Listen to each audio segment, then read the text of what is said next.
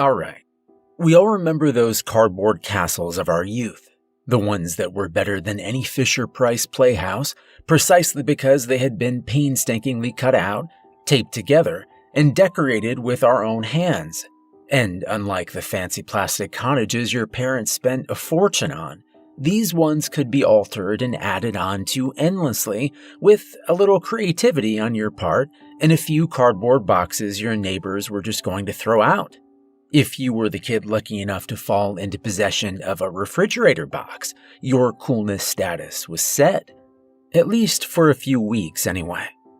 Feeling nostalgic yet? Good.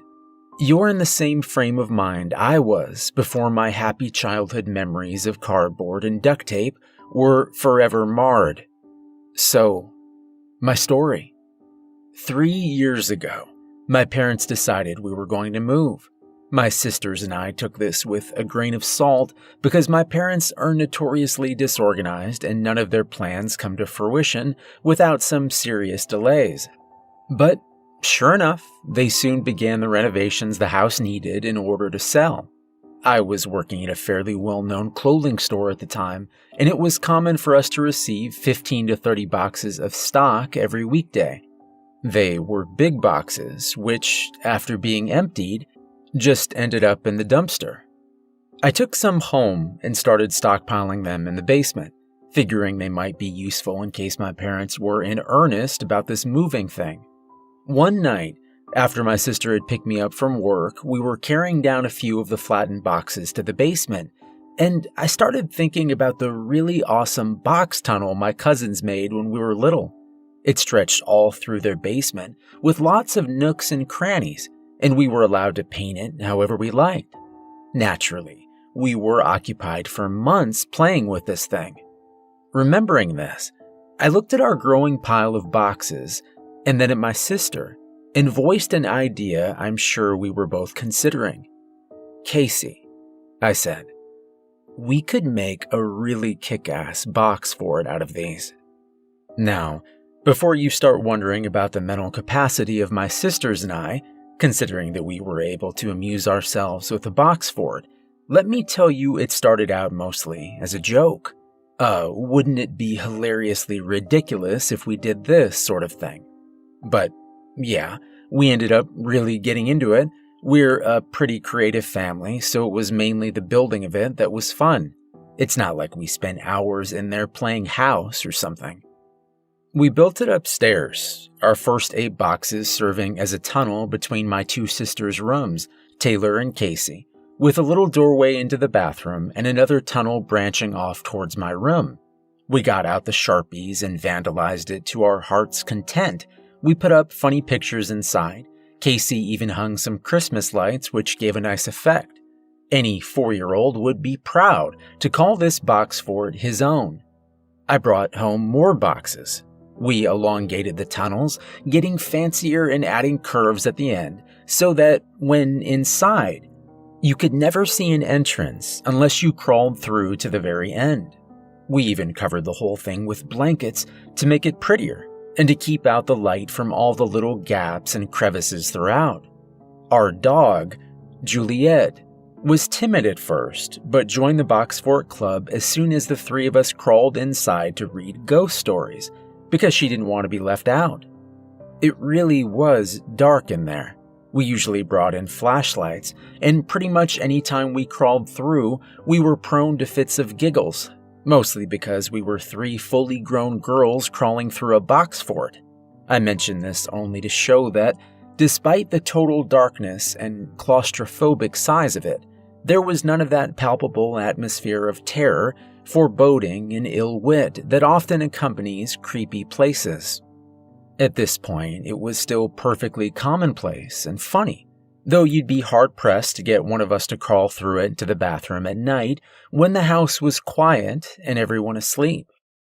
My parents were understandably annoyed at the massive obstruction in their hallway, which they had to hop over to get to their room, the linen closet, and our bathroom.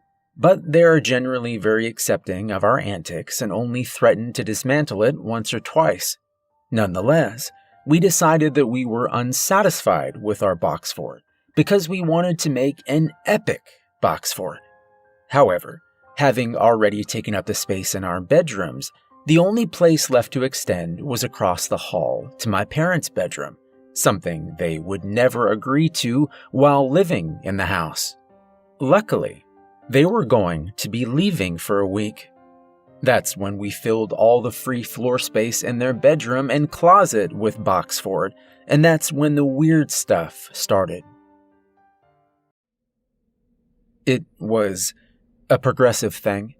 We'd be in there hanging up goofy pictures or whatever, and then we'd hear a shuffling noise down one of the many branching tunnels.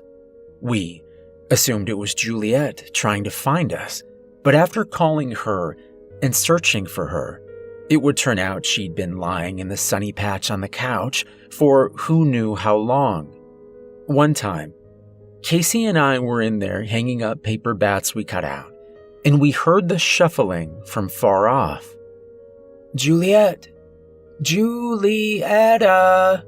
I called. "It's not." "What are you talking about?" I said, confused because her face looked scared all of a sudden. "It's not Julie. Taylor just took her for a walk. They're both gone." I stared at her for a moment, remembered Taylor shouting something about walking the dog not too long ago, and then we both scrambled to the nearest exit.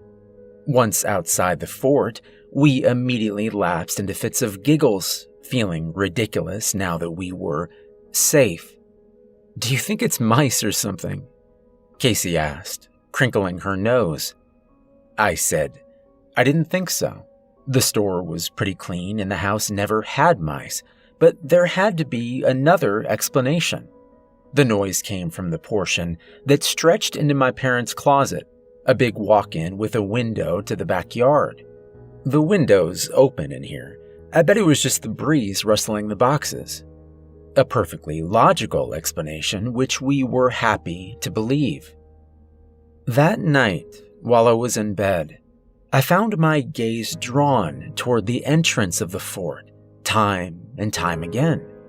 It was really dark in there, and something about having that gaping black tunnel in my room made me feel very vulnerable. Eventually, I turned over and slept the other way, but I made a mental note to cover it up with a sheet the next day.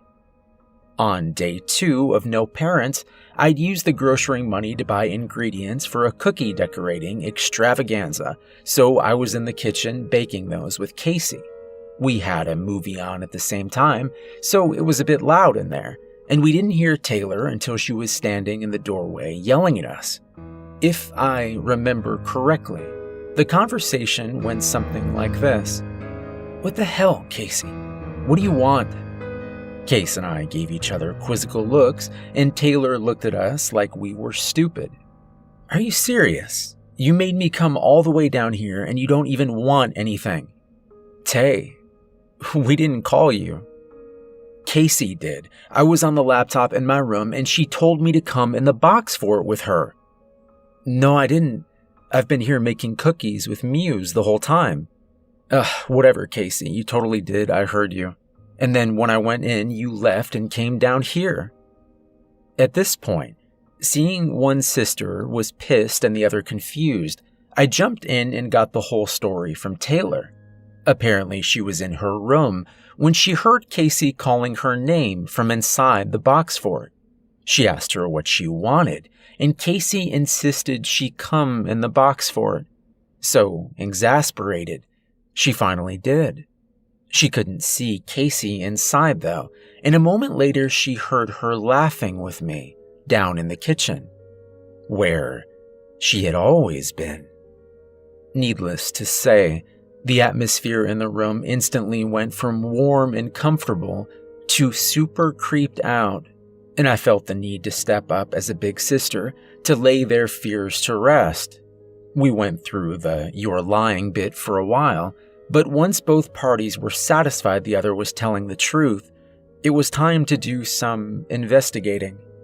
Grabbing a kitchen knife more for courage than for any real fear for my life, I volunteered to check out the box fort while they waited outside and kept an eye on me. I'm a logical, reasonable person. I greeted the supernatural and paranormal with, I think, a healthy degree of skepticism. I'm open to the possibility of anything: ghosts, vampires, mermaids, whatever. But I will not believe it until I have solid scientific evidence proving its existence. At the time, in my mind, that had not been produced, which is why I had little trepidation in investigating the fort after that incident. If it happened to be an intruder, well, what could they do in a crammed little box fort with my sisters right there? Besides, someone had to do it. With these thoughts, I entered the box fort and found nothing. No ghosties, ghoulies, homeless wanderers, and no one in the house either. Somehow, I managed to convince Taylor that she'd heard the loud TV downstairs mixed with Casey and I's voices, and we all settled down to eat cookies and watch movies together, comfortably mollified. Maybe it was an after effect of the incident during the day, but that night, Casey and Tay both had trouble sleeping. In fact, I woke up in the middle of the night to Casey's scared voice calling, "Muse, Muse." I'm sure parents with small children probably get used to this, but when I woke up to that, I was instantly terrified. I jumped out of bed, grabbed my knife, and ran to her room. For those of you weirded out by the fact that I keep a knife in my bedside table drawer, keep in mind that I'm a fairly petite woman with next to no chance of defending myself against an intruder without a weapon of some sort. Anyway, Casey's room was dark, and when I flipped on her light switch, she was sitting up in bed with her eyes wide open, looking like she was going to cry. Seeing nothing amiss, I demanded to know what was wrong. By this time, Tay had wandered into the room with Juliet in her arms. Casey told me that she had been sleeping when she suddenly woke up with a feeling that someone was in her room, watching her. She found herself staring at the entrance to the box fort.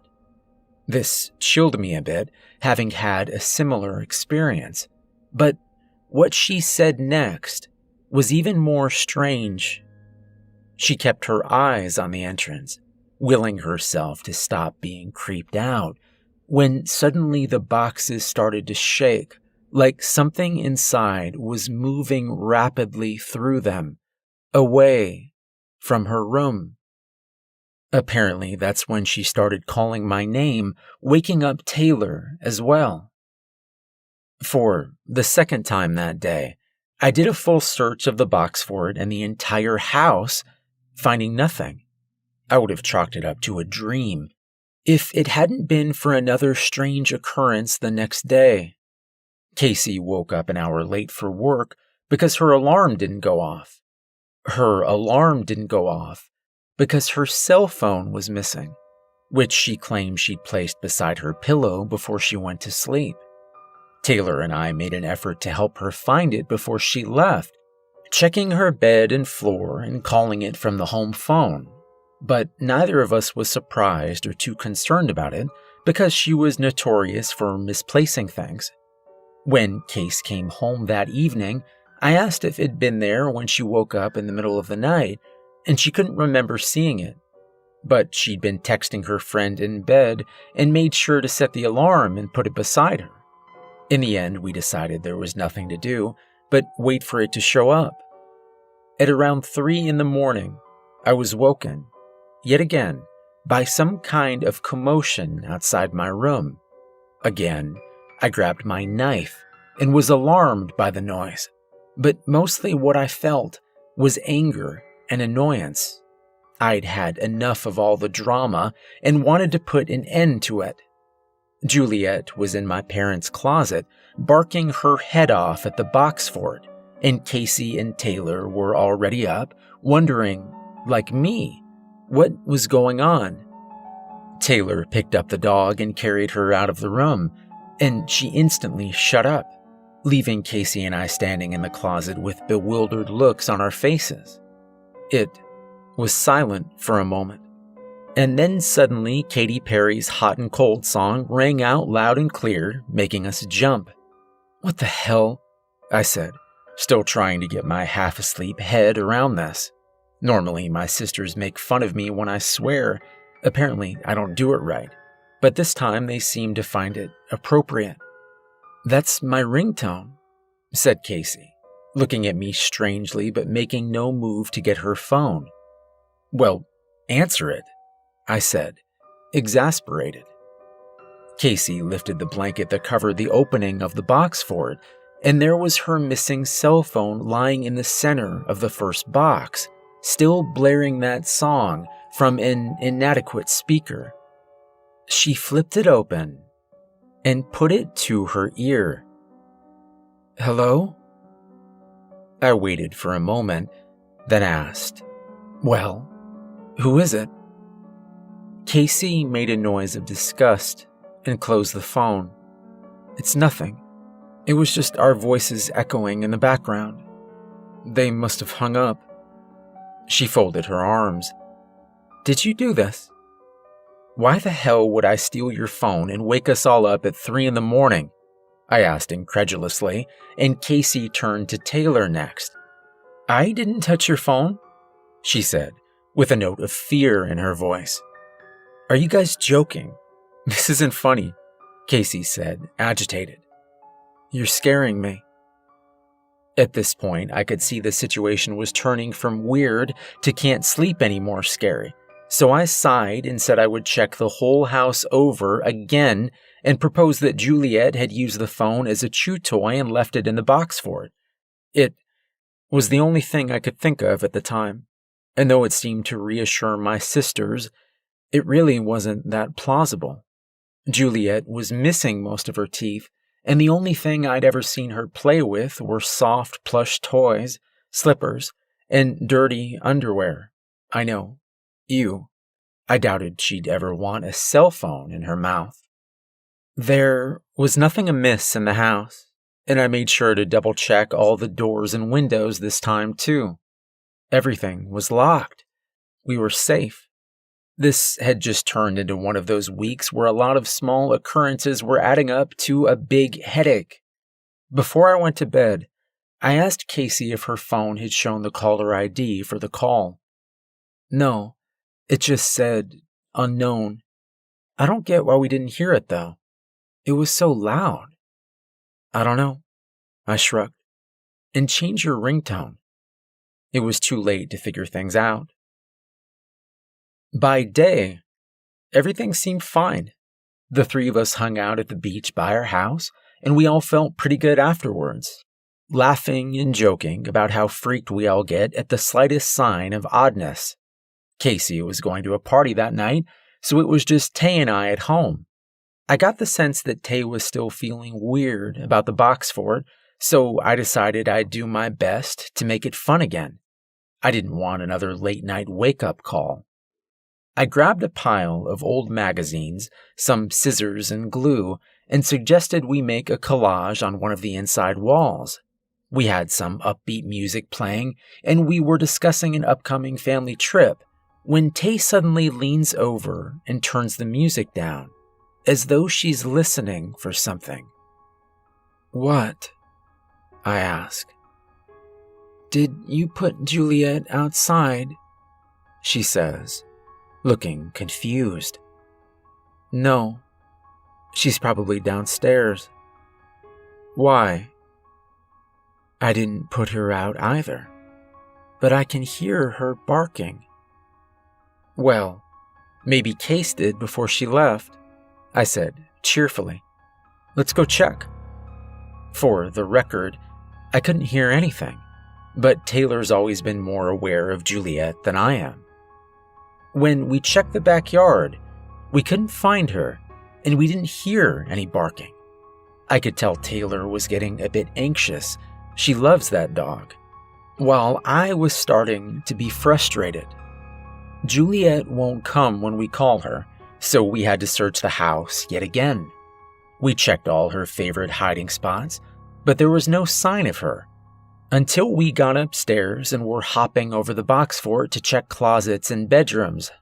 Taylor straightened up suddenly and told me to shh. I hear her again, she said, making me pause so I too could listen. I don't hear anything, I said after a few moments. Can't you hear her barking? It sounds like she's far away. Are you sure it's not another dog? We didn't let her out. No, it's definitely her, she said, walking into my parents' closet to listen at the window. Come here. It's louder in here. She's gotta be outside. When I said, once again, that I couldn't hear anything, she rolled her eyes and replied, You're deaf then, and headed downstairs for her shoes. We searched for our dog for 4 hours that night, on foot and in a car, calling Casey home to help later on. My heart was in my throat the entire time, thinking we'd come across something awful at the side of the road and wondering how I was going to console two girls who loved Juliet like a baby and had never had anything bad happen all their lives. There was also an unsettling feeling at the back of my mind to do with that far-off dog barking, but I pushed that away for the time being. The next day was spent in anxious endeavor, making posters and putting them up, canvassing the neighborhood. My poor sisters were close to tears, and I was wondering why this had to happen when my parents were gone. At the end of the night, they had settled into watching a movie half-heartedly while they waited for a call, and I went upstairs to discreetly call my mom and ask her to come home early. I didn't know what was going to happen with our dog, but I knew I needed some help consoling my sisters. When I finally went to bed, the house was quiet. My sisters had locked up the house, turned out the lights, and were sleeping, and I was bored with my book. I couldn't sleep, and like a few nights previous, I found I couldn't take my eyes off the entrance to the box fort. I had covered it with a little blanket, as I'd intended to earlier, and while that seemed to help somewhat, I was still feeling weird about it. At some point, I chastised myself in my head, this is stupid, I'm going to sleep, and prepared to roll over to the other side, when movement caught the corner of my eye. The blanket cover over the entrance had fluttered a bit, as though a breeze had blown through. This was odd, as all the windows had been closed when we turned on the air conditioning the previous day. I watched intently now, trying to determine in the dim light if the blanket was actually moving in and out, as though someone were breathing under it, or if this was just my imagination. My eyes weren't playing tricks on me. As I watched, something touched the blanket from inside with a single slender finger and traced a vertical path all the way to the bottom. I'm not a particularly brave person, but something happens to you when you're in charge of the protection of others. Suddenly, scary things don't cripple you with fear because you know you have to be brave for the people you love. I did the only thing at this moment that my brain would allow me to do after reasoning with itself and coming to the most logical explanation. I turned on my light, quietly got out of bed, and softly called, Juliet. When my call received no answer, I stepped forward, and suddenly the boxes shook as though something were passing through them. I admit, I jumped, and my heart started beating a mile a minute. But I also remembered we hadn't actually checked inside the box for it in all the commotion. Picking up the flashlight that lay on the floor near the entrance, I knelt down and lifted the cover, shining my light inside. There was nothing in the small tunnel leading out of my bedroom, but I couldn't see around the corners. "Juliet," I called, trying to keep my voice down so as not to wake my sisters. Then, again, "Juliet." But in that stern come here this moment voice, finally, I heard a quiet whimper, like she used to do when she was a puppy, and that shuffling noise moving farther away from me. I cursed under my breath. Aside from all the creepy damn box for it in the middle of the night associations going through my mind, all I could think of was my little dog hurt and afraid, and how I wanted to get her before my sisters to see what damage had been done. Things could get hysterical with them real fast if Juliet was in bad shape. So, hero winning out over coward, I got on my hands and knees with the flashlight, and I went inside. It was eerily quiet in there, that kind of absence of sound quiet that makes you feel like your ears are plugged with cotton. Only you can hear your own breath just fine. When I got to the end of the tunnel, I looked right first, towards my sister's room, but there was nothing there. When I looked left, I heard a shuffling, and my flashlight beam caught the tail end of something black turning the corner. "Juliet? Juliet," I hissed. "Juliet, come here, girl." I made my voice more sweet and inviting, but that dog never comes when she's called. I sighed and pushed on farther, passing by our aborted attempt at a cottage on the way. When I got to the end, I turned my flashlight down the long tunnel leading to the closet. The cheap light wasn't strong enough to see to the very end.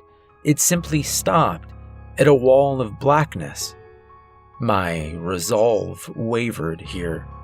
I must have stayed there on my hands and knees for a full minute before that whimpering noise came to me again, and something shuffled farther on in the tunnel. It urged me onward. I determinedly made my way towards the closet, each moment expecting my weak flashlight beam to illuminate the red fleece blanket with penguins on it that we'd used to cover up the closet entrance to the fort. But I found nothing, not even an opening. The best way I can describe it is by comparing it to that game we played as children, where you close your eyes, lay on your back on the floor, and raise your arms and legs in the air. Two friends take hold of your hands and feet, and as slowly as possible, lower them to the ground. It feels normal at first, but at some point your brain expects your body to hit the floor, and when it doesn't, when you keep moving more and more downward, you feel as though you're impossibly passing through the floor. That was what it was like being in the tunnel. I kept crawling through, shining my little flashlight on ahead, slowly growing more and more disturbed when I didn't reach the ending or see any sign of it. And there was something else nagging me. Something about the way the boxes had shook when whatever was inside moved away from me. Juliet is a little dog, a miniature schnauzer. When she walked through the tunnels, she didn't even have to duck. All you could hear was the soft patting of her feet and her nails scratching against the cardboard. The boxes only shook and moved when something big crawled through them. Like me. I don't know how far I went or how long I was in there, but at some point I actually stopped with a definite "this isn't right" feeling. I visualized the fort in my head. By my estimation, I should have been somewhere in the backyard by then, suspended 2 stories into the air. It had finally dawned on me that I was currently located in a space that couldn't possibly exist, chasing something that was obviously bigger than Juliet. I freaked out, and I got the hell out of there. When crawling in the opposite direction didn't seem to lead anywhere but a black, endless tunnel, I really lost it and started pulling apart the boxes at the seams, punching my way through and finally finding myself in a tangled mess of blankets and cardboard in the middle of my parents' closet. It must have looked silly, me in a heap on the floor like that. But when I looked up at the close walls of that 5-foot by 10-foot walk-in closet, goosebumps prickled up my back and arms. It was like stepping outside for a jog, then turning around after 10 minutes of running to find you hadn't even left your front steps. It just didn't make sense that I'd crawled so far in that tunnel, but gone nowhere, and followed something that was somehow still inside. To this day, I still can't explain it, and I don't even like to think about it. Even worse, I don't like to remember that insistent whispering that followed me all the way back. Shaking with residual terror, I began dismantling the box fort right then and there. When my sisters emerged from their rooms, bleary-eyed and confused, I just mumbled something about having to take it down before Mom got home and continued on with my work. I left just one box. I figured if I was going crazy, I might as well go full out.